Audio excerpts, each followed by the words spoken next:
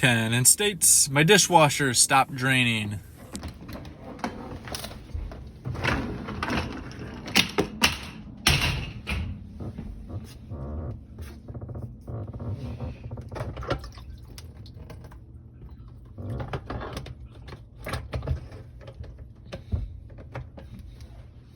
This dishwasher is kind of nasty, but I'm gonna roll with it.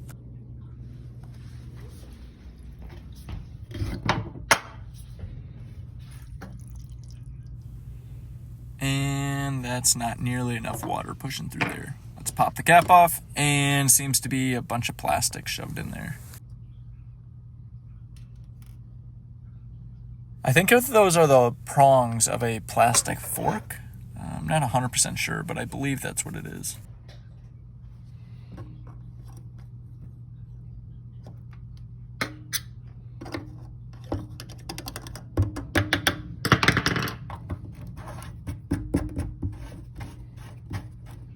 Let's see if putting it in drain will push whatever else is in there out.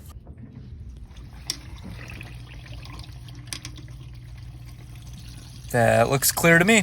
Done with this one, on to the next.